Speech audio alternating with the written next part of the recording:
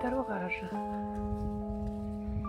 Et justement, c'est d'un orage dont je veux vous parler. Cette vidéo, j'aurais dû la faire il y a 1 an. Mais peu de temps après avoir compris, réalisé tout ce que je vais vous raconter, j'ai eu une autre révélation qui a grandement participé à mon burn-out. En réalité, j'en suis toujours pas remise. Mais depuis, j'ai eu l'occasion de raconter ce que je vais vous dire à beaucoup de gens. Et ça leur a toujours été profitable. Je pensais que ça faisait partie des choses qui étaient tellement évidentes qu'il n'y avait pas besoin de les expliquer. En réalité, on se méprend souvent là-dessus. On découvre des choses et on croit comme ça que c'est tellement évident, tout le monde le sait. Et ben non, tout le monde ne le sait pas. Alors, si je vous disais que tous les problèmes de l'humanité actuelle n'en sont en réalité qu'un seul, et que pour les résoudre tous, il suffit de compter jusqu'à 3. 1, 2, 3. Ça fait envie, non ?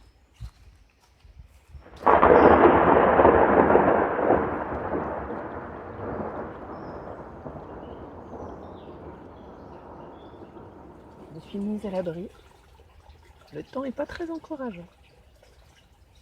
Alors, pour bien suivre mon histoire, je vais commencer par vous offrir mon cœur.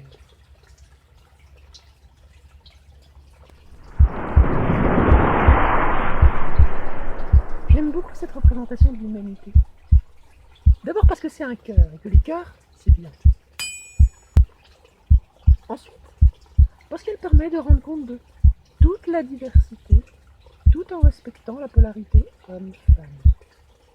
Si on la divise en 3, nous avons une zone homme parfaitement claire, une zone femme parfaitement claire, et une zone autre qui permet de faire le lien entre les deux. Vous voyez bien que si on la coupe en 2, ça ne marche plus du tout. Imaginez, moi par exemple qui suis une femme transgenre, moi je vais me mettre de ce côté-là. Mais peut-être que vous voyez les choses différemment, vous allez dire non, non, non, non, non. À la base tu es un homme, donc tu es de l'autre côté. Alors que si l'on compte jusqu'à 3, tout le monde sera d'accord pour dire que je me trouve dans cette zone d'incertitude. Une zone qui va bien au-delà de la transidentité. Suivant votre perception, vous pouvez y mettre tout ce que vous ne comprenez pas. Tout ce qui est bizarre, atypique. Les fous, les handicapés qui ne peuvent pas remplir les tâches traditionnellement dévolues aux hommes et aux femmes. Les trans, bien sûr, les homosexuels, si vous avez un problème avec ce genre de concept. Et la non-binarité, qui est un concept compliqué à appréhender, trouve tout naturellement sa place quelque part au milieu de cette zone de flou. L'important est de compter jusqu'à 3. 1 homme, 2 femmes, 3, je ne comprends pas. Maintenant que les présentations sont faites, commençons l'histoire. Notre humanité à ses débuts doit survivre. Elle doit faire face aux 4 cavaliers de l'Apocalypse, qui résument assez bien les difficultés auxquelles l'humanité peut être confrontée. Il s'agit de la guerre, de la famine, de la maladie et de la mort. Face à 4 cavaliers aussi redoutables, un partage des tâches n'est pas de trop. Et contre la mort, il faut être honnête, il n'y a guère que le groupe des femmes qui peut s'en charger. Ce sont les seuls à être capables de procréer. La guerre va être, par voie de fait, plutôt le domaine des hommes. Au début, oui, bien sûr, je caricature, nous sommes dans une histoire. Vous avez envie de pousser dans les détails et d'enrichir de vos connaissances historiques qui sont certainement bien meilleures que les miennes, les commentaires sont là pour ça. Donc, la mort pour les femmes, la guerre pour les hommes. À présent vient famine. Pour combattre la famine, on va naturellement procéder par la cueillette et la chasse, qui vont là pouvoir être répartis de façon à peu près équitable, mais qu'on va assez naturellement dévoyer la chasse aux hommes. Encore une fois, je sais que beaucoup de faits historiques nous attestent que les femmes ont aussi été guerrières et chasseresses. J'énonce des généralités qui ont abouti à la situation d'aujourd'hui.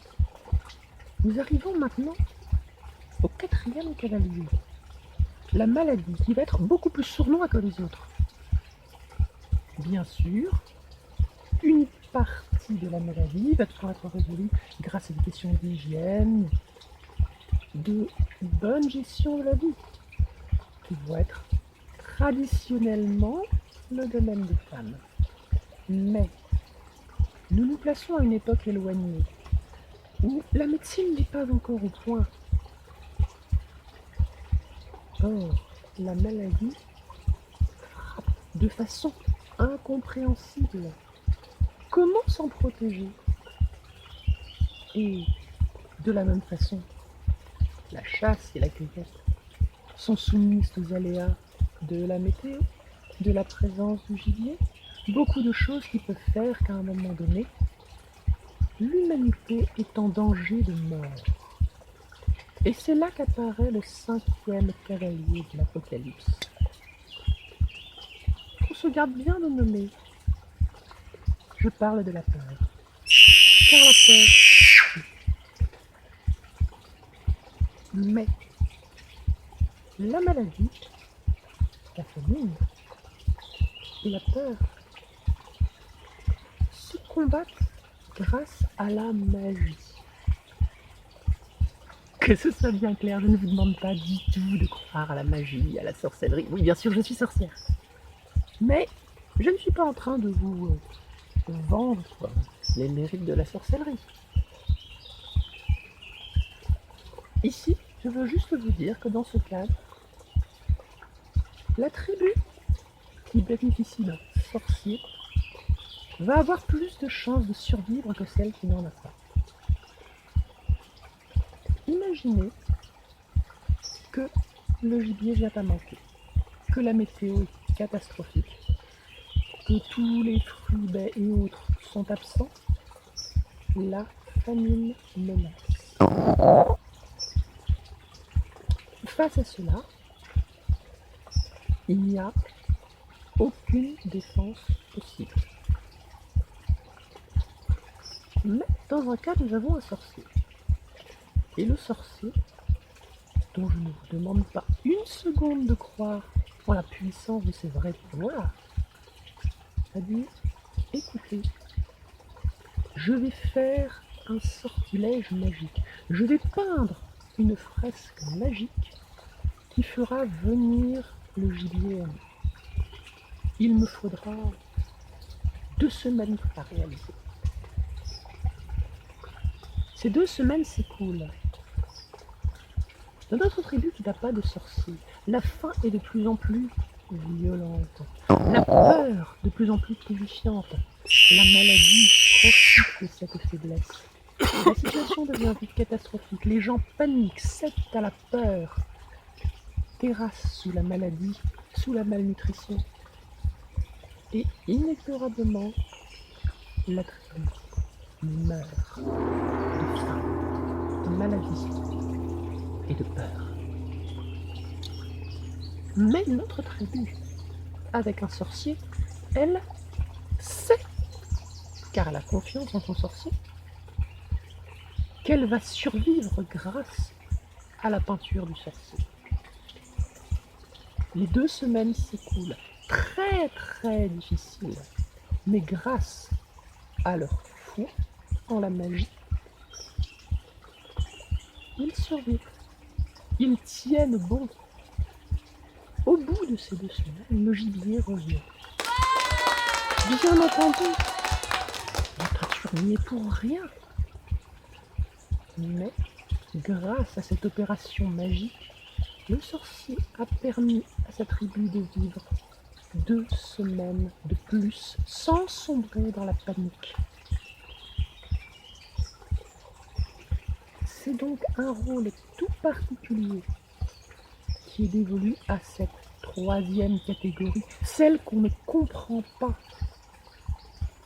C'est le rôle de la magie.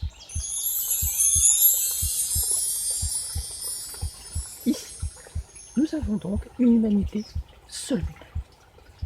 Les femmes protègent de la mort et de la maladie à leur façon. Les hommes protègent de la guerre, de la famine.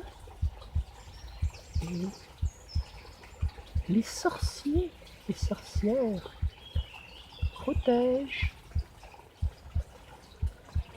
de la maladie et de la peur.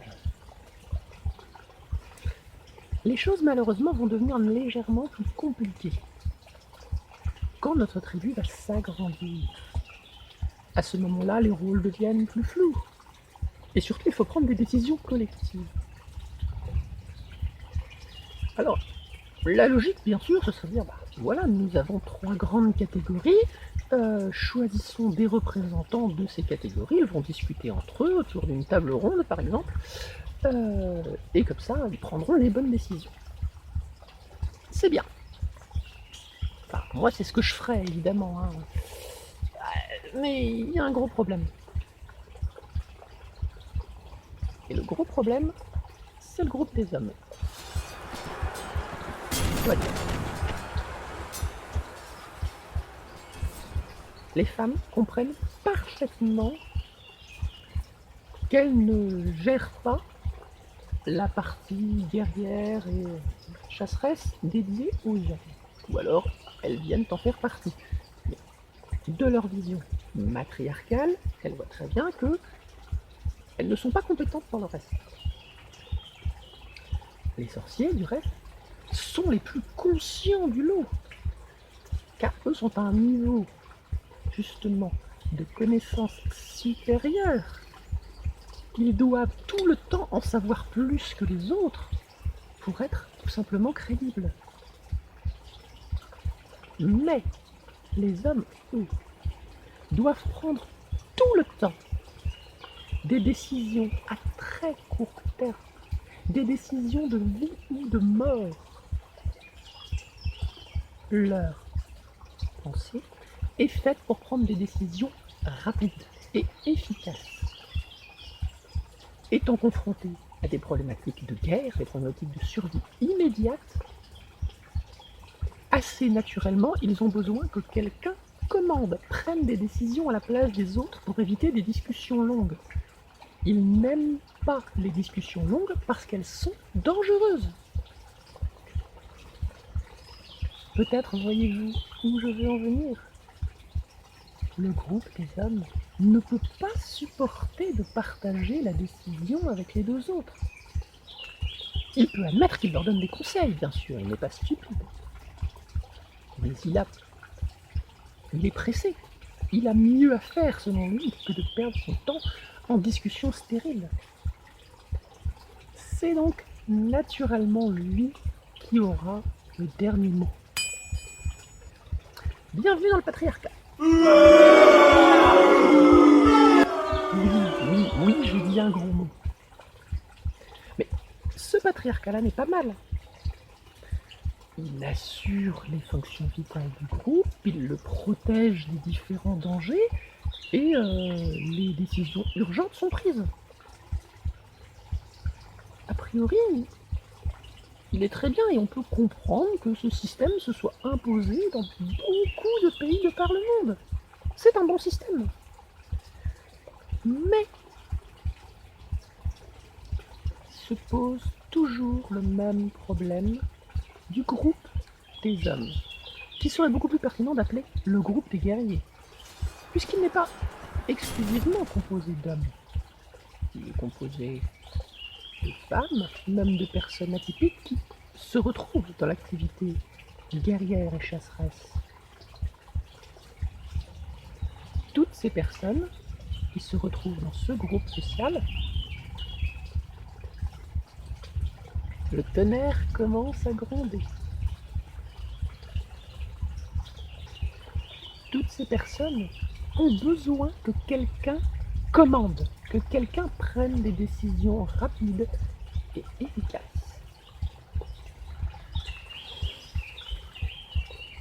C'est donc très compliqué pour eux de supporter qu'une partie des choses soit dévolue à d'autres groupes.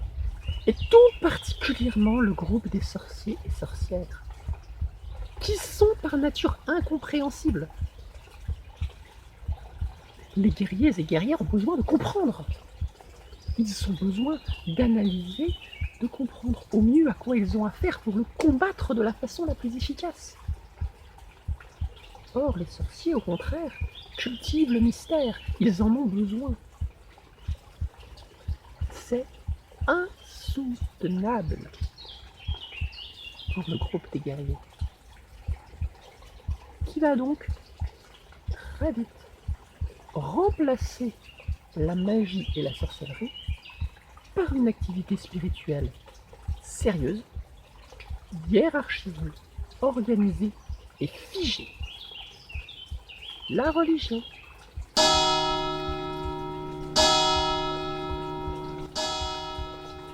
La religion a cet énorme avantage d'être fixe, stable, et donc de pouvoir s'organiser de façon hiérarchique, tout comme une organisation guerrière. Elle est donc parfaitement compatible avec la vision des guerriers. Mais à partir de là, le troisième groupe mystérieux et incompréhensible devient un problème. Il remet tout en cause perpétuellement. Il perturbe l'ordre. Bien sûr, on pourrait dire aujourd'hui, c'est très bien, c'est un facteur d'évolution. Mais à ce moment-là, nos guerriers en proie à des luttes et des guerres incessantes n'ont pas de temps à perdre avec ces considérations. Si la sûreté matérielle du groupe est assurée, que le spirituel soit dévolu au groupe ecclésiastique qu'ils ont créé et que les autres disparaissent. Or justement, c'était là le rôle prédestiné de toutes les personnes atypiques, toutes les personnes qu'on considérait comme folles, toutes les personnes qu'on considérait comme étranges. S'instaure petit à petit la chasse aux sorcières. Dans cette démarche, c'est aussi un masquage de plus en plus grand de tout ce qui n'est pas normal. Les trans, les homosexuels, les fous, qui étaient autrefois vénérés, deviennent simplement des anomalies à éliminer, à détruire, pour que ne reste que la bonne pensée religieuse. Évidemment, se pose un problème. C'est que cette pensée religieuse, elle est figée, elle est écrite, alors que le monde ne cesse d'évoluer. Donc, sa structure figée est extrêmement nuisible à son efficacité. Bien sûr, les clercs apprennent beaucoup, transmettent un savoir, ils sont de plus en plus en conflit avec la science. Et la philosophie va se heurter de plus en plus à la religion. Pour y répondre, notre patriarcat, non content d'exclure de l'existence toute une partie de la population, va donc devoir se combattre lui-même, combattre sa propre opinion scientifique, sa propre opinion philosophique, pour imposer sa spiritualité.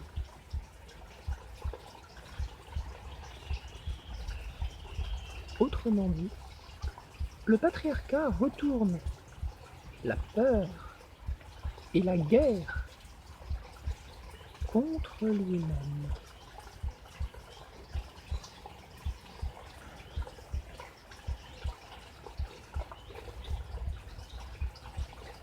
Dans notre schéma, j'ai parlé de la peur. J'aurais très bien pu parler de la maladie. Tout comme les sorciers et leurs remèdes mystérieux et empiriques ne conviennent pas du tout au patriarcat.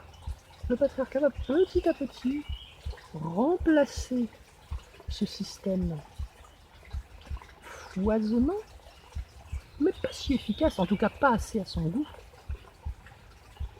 par un système efficace, figé, basé sur la science et dans la même logique guerrière. Quand vous entendez le président de la République française dire « Nous sommes en guerre parce que nous sommes frappés par une maladie », vous comprenez très bien le problème. Non, non, non, c'est pas le bon ennemi, c'est pas le bon cavalier. On n'affronte pas la maladie, on la soigne, on la gère. Des questions matriarcales, des questions sorcières, sûrement pas des questions guerrières. De fait, la situation actuelle nous montre bien à quel point ce patriarcat commence à être dégénéré. À la fin du 2e millénaire, cependant, les choses vont complètement changer. L'Église religieuse, l'Église chrétienne, dans le cas de notre culture, va considérablement perdre de son pouvoir. Jusqu'à la fin du 5e siècle, du 20e siècle, tout simplement disparaître du pouvoir. Ce qui veut dire que là, nous n'avons plus de spiritualité pour nous protéger de la peur. Chacun va essayer de bâtir ses propres idées. Dans le même temps, au XXe siècle surgissent les idéologies politiques. Nous avons le fascisme, le communisme et le capitalisme. Le fascisme est l'incarnation même du patriarcat, totalement descendant, totalement structuré. Ceux qui sont en bas sont des esclaves au service de ceux qui sont en haut, et peu importe qui ils sont. C'est un système basé sur la force, sur la coercition, au service d'une élite, mais le patriarcat, on le voit bien, est déjà mourant. Il n'assume plus ses fonctions protectrices. Le fascisme, par conséquent, va connaître un essor extraordinaire et disparaître tout aussi vite, car il appartient au passé. Le communisme, malheureusement, est mort-né. Comment voulez-vous concevoir un système égalitaire pour une humanité patriarcale, pour laquelle, par essence, un groupe est supérieur aux autres, pour lequel, par essence, le fonctionnement est guerrier et hiérarchisé? Il ne peut se passer qu'une chose. Un groupe de personnes, une personne avide de pouvoir, va prendre la main sur ce système égalitaire et en faire le pire des régimes fascistes. A contrario, on pourrait penser que le capitalisme et le patriarcat ne s'entendent pas très bien. Le capitalisme, lui, est basé sur l'idée de, justement, l'égalité. Tout le monde doit avoir les mêmes chances, c'est le mérite qui fait la différence. Quelqu'un travaille dur, récolte les fruits de ses efforts, et il en est le seul bénéficiaire. Bon, pour ceux qu'on veut de ce système individualiste, n'empêche que ça ne marche pas très bien avec notre patriarcat. Mais de fil en aiguille, le patriarcat trouve lui aussi son chemin pour survivre. Le capitalisme va permettre un essor démocratique assez impressionnant, mais les vieilles tendances culturelles, incarnées par le patriarcat dégénéré, vont finir par réimposer leur structure. Nous arrivons donc petit à petit à un système où les richesses se concentrent, où l'État qui devrait garantir l'équilibre des chances devient asservi à ces mêmes puissances et summum de l'idée, pour préserver la mentalité guerrière, on organise la concurrence entre les gens. Donc la mentalité guerrière subsiste ainsi. Chacun devient l'adversaire de tout le monde. Donc, la logique guerrière demeure. Donc, l'esprit patriarcal demeure. Mais bien évidemment, nous sommes très loin à ce moment du patriarcat qui permettait la survie du système. Le patriarcat dégénéré que nous voyons ressemble plutôt à un traître qui utilise les ennemis, la peur, la maladie, la mort et la guerre contre nous. En ces conditions, on est en droit de se dire, bon, qu'est-ce qu'on s'emmerde encore avec ce système antédiluvien qui ne nous protège plus, et même qui nous fait du mal.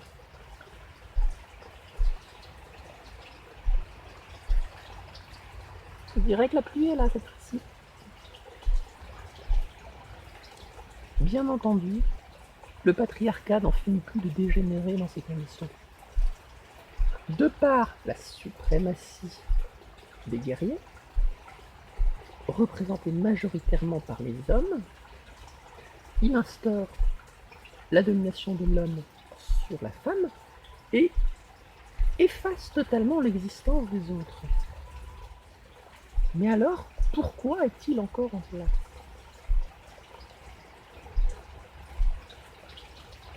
Parce qu'il est un autre méfait que nos 5 cavaliers, que ce patriarcat a appris à utiliser. Il s'agit du mensonge. Ce mensonge, c'est l'idéal capitaliste initial, qui est que tout le monde a sa chance. Si tout le monde travaille suffisamment, il obtiendra la récompense de son travail. Donc, tant que cette illusion est maintenue, tant que l'idée que tout le monde est égal, ce système immonde peut survivre. On pourrait tester sur ce mensonge, mais il a ses aspects vertueux, car les gens vont y croire.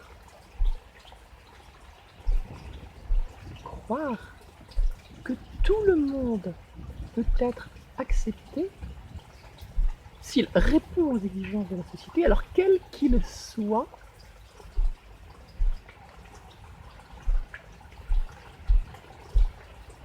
il est accepté. Cela fait que le capitalisme ne supporte pas le racisme, ne supporte pas la ségrégation, autant de choses indispensables au bon fonctionnement du patriarcat. Mais ce mensonge, si bien mené,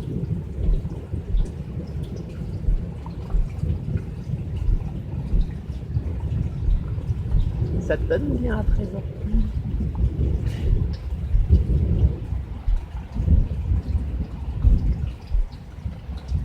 Ce mensonge, disais-je, fait que les gens vont y croire, qu'ils vont se battre, ce qui était normal. Une ségrégation systématique devient intolérable au nom de cette égalité démocratique mensongère, une réalité égalitaire va se créer. Ça ne vous rappelle rien? Quelque chose de complètement faux, mais qui devient vrai parce qu'on y croit? La magie est de retour. Et cela veut dire, pour tout le groupe des laissés pour compte, de ceux qui ne rentrent pas dans les cases, tous ceux qui sont bizarres, incompréhensibles, autres, qu'ils vont se sentir le droit d'exister. Tout ce qui sera fait rencontre sera perçu comme injuste. Tous ces groupes, sans exception, y compris le groupe trans, vont revenir dans la lumière. On atteint évidemment là les limites du mensonge. Car toute cette variété, tout ce système égalitaire se confronte à la réalité du monde. Et c'est ce qui est en train de se passer maintenant. Nous voyons d'un côté ces idéaux, ces mensonges magnifiques qui nous ont poussés vers le haut, et nous voyons qu'ils servent en réalité à dissimuler un ordre patriarcal de nature, disons, fasciste, qui se cache habilement derrière ces mensonges.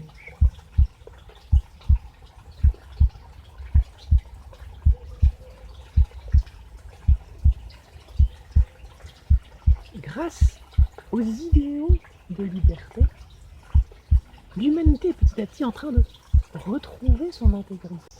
Et on ne peut que se féliciter de toutes les victoires qu'il a remportées. Mais aussi longtemps qu'il faudra affronter les hommes et les guerriers, aussi longtemps que le pouvoir sera détenu par peu de gens qui penseront de façon patriarcale et guerrière, le combat sera beaucoup trop inégal pour être remporté. Mais fort heureusement, les idées changent. Et peut-être qu'en faisant cette vidéo et en aidant quelques personnes à mettre un nom sur le visage de l'ennemi et à mieux cerner les contours de ce visage, peut-être seront-ils plus à même d'oublier leur façon de penser guerrière, patriarcale, dédiée à l'affrontement. Peut-être qu'ils laisseront de côté cette approche combative. Peut-être l'heure est-il à la magie. Peut-être l'heure est-il au matriarcat. Arrivé là, je n'ai absolument pas la réponse. Mais le patriarcat n'est plus une solution pour personne, si ce n'est pour d'anciens dirigeants qui s'accrochent désespérément au pouvoir. Hommes, femmes, autres, transgenres, sorciers, sorcières, homosexuels, mutants, fous, handicapés, tous autant que nous sommes dans le même camp. Et notre ennemi n'est pas une personne, n'est pas un groupe de personnes, c'est juste une mentalité, une façon de penser. Et pour la détruire, il suffit de compter jusqu'à 3. Homme, femme, autre. Guerrier, mère, autre. Nous sommes tous dans le même camp.